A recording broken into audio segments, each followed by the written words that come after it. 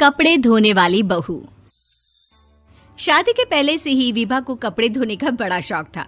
कभी नल के नीचे तो कभी तालाब के पास। अरे मेरी नीली वाली लुंगी नहीं दिख रही है। विभा की अम्मा, कहाँ रखी है लुंगी? अरे वो तो विभा ने परसों ही धोकर रखी थी आपकी अलमारी में, देखो वहीं होगी। वो ना मैंने आज धो दी, मुझे लगा कि गंदी हो गई होगी। अरे कैसे गंदी हो गई थी? उसे तो मैंने पहना भी नहीं। हे भगवान, इस लड़की के कपड़े धोने की आदत से परेशान हो गया हूँ मैं।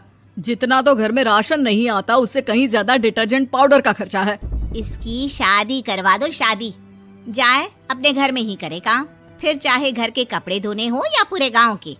हाँ ठीक बोल रही हूँ, देखता हूँ मैं कोई लड़का। वो दिन भी आ जाता है जब विभा को देखने लड़के वाले आ जाते हैं। लड़की मुझे अच्छी लगी। होने वाली सास कहती है, बेटी अगर कुछ पूछना है तो पूछ लो। वैसे तो हमारी लड़की बहुत ही शर्मीली है, जो बोल दो वो मान लेती है, इसे क्या पूछना होगा। अरे कैसी बात कर रही हो माँ, मुझे इन लोगों के घर रहना है, सवाल तो कई है। हाँ हाँ बेटा, पूछ लो ना, क्या पूछना है। आप लोगों के घर कपड़े कौन धोता है? सास का मुंह बन जाता है। देखो, अगर तुम ये कहना चाहती हो कि तुम्हें कपड़े धोने नहीं आते तो सुन लो, कपड़े मैं ही धोती हूँ, लेकिन तुम्हारे आ जाने के बाद मैं रुमाल तक नहीं धोऊंगी। अरे चुप रहना भाग्यवान, बहू बेचारी घर आई नहीं, उसे डराना शुरू कर दिया। वो क्या है ना बिटिया, अभी तक तो ये कल्लू की माँ ही धोती थी, लेकिन अब तुम्हारे पापा तो दहेज में वॉशिंग मशीन देंगे ही। तभी विभा की माँ बोल पड़ती है, सवाल भी पूछा तो क्या। वैसे भाई साहब, मशीन की तो फिर भी कपड़े धोने की कैपेसिटी होती है। मतलब जो बिटिया दे रहे हैं ना विभा, इसे कपड़े धोने का बहुत शौक है। ये आप लोगों के क्या, आस पड़ोस गांव मोहल्ले सबके कपड़े धो दे और उफ तक ना करे। बाहर देखा नहीं आपने कितने कपड़े सूख रहे हैं? सब हमारी बिटिया ने ही तो धोए हैं। बस भी करो ना माँ, शर्म आ रही इतनी तारीफ सुनकर। और तो और एक दाग निकाल कर दिखाओ तो मान जाओ। हाँ अच्छा, माफ करना बेटा, मैंने गलत समझा। हमें तो रिश्ता बहुत पसंद है। और ऐसे जुड़ जाता है रिश्ता कपड़े धोने का शौक रखने वाली विभा का। उसकी शादी हो जाती है कोयला फैक्ट्री में काम करने वाले कल्लू के साथ। शादी के बाद अचानक विभा चिल्लाती हुई सास के पास आती है। सासू माँ, अरे सासू माँ कहाँ है आप? ये तो धोखा है, धोखा दिया आप लोगों ने मुझे। इसे ससुर के चक्कर के बारे में पता चल गया। अरे तो उसमें तुझे क्यों धोखा मिला है? अरे नल में पानी नहीं आता, कपड़े कैसे कब धुलेंगे? अच्छा, तू पानी नहीं आ रहा उसकी बात कर रही है। तो आपने क्या सोचा? कुछ नहीं। अच्छा, तेरी माँ ने कहा था कि कपड़े धोने का शौक है तुझे, याद आया मुझे। शौक बोलकर कपड़े धोने वाले मेरे जुनून को कम ना आके सासू माँ, कपड़ा धोना मेरा गुरूर है। तभी पति भी वहाँ आ जाता है। अभी मैंने इसे सनी देओल की फिल्म दिखाई है, उसी के डायलॉग मार रही है माँ। अच्छा सुन, साफ साफ बता रही हूँ, पानी सुबह 4 से 6 और शाम को 10 से 12 आता है, समझी? विभा टाइमिंग सुनकर हैरान हो जाती है। ये क्या भूतों का मोहल्ला है? सुबह 4 बजे उठकर कौन कपड़े धोता है? 4 बजे टंकी में पानी जाता है, फिर सारा दिन धोना ना, किसने मना किया?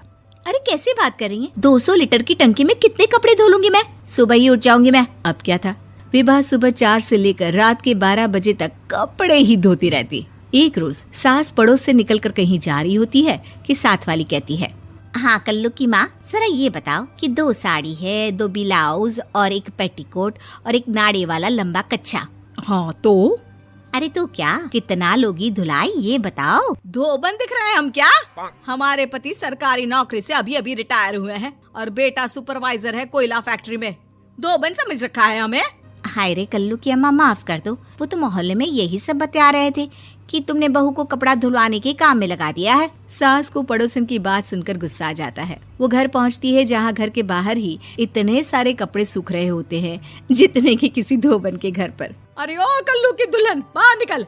माँ जी यहीं आ जाओ, बाथरूम में चादर धो रहे हैं हम। अरे अभी हम धोते हैं, तुमको बाहर निकलो। ये आस पड़ोस वाले बोल रहे हैं कि हम बहू से कपड़े धुलवा कर उसे कपड़ा धोने वाली बना दिए हैं। अरे छोड़ो ना माँ जी, किन लोगों की बातों में आती हो? आस पास के लोगों का तो काम ही होता है कि वो किसी तरह सास बहू को लड़ा दे।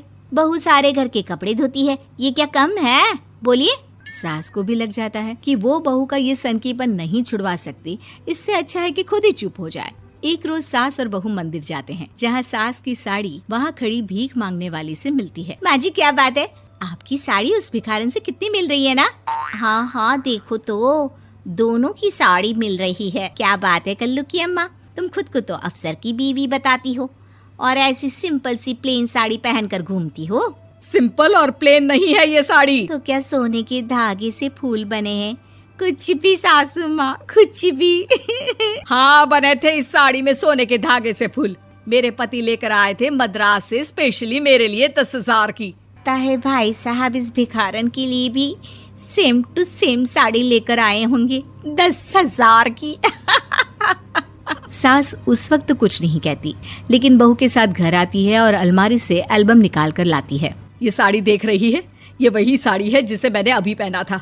इस साड़ी में ये जो चमकदार फूल दिख रहे हैं ना, ये सोने के धागों से काढ़े गए हैं। लेकिन तू लोकल वॉशिंग मशीन ब्रश से घिस घिस कर सारे फूलों को निकाल कर साड़ी प्लेन कर दी। मुझे माफ कर दीजिए सासू माँ। और तो और, जब मैंने तुझे तेरी गलती के लिए कुछ नहीं कहा, लेकिन तूने तो सबके सामने मेरा मजाक ही बना दिया। क्यों? बहू को समझ में आ जाता है कि अब से उसका कपड़े धोना बंद।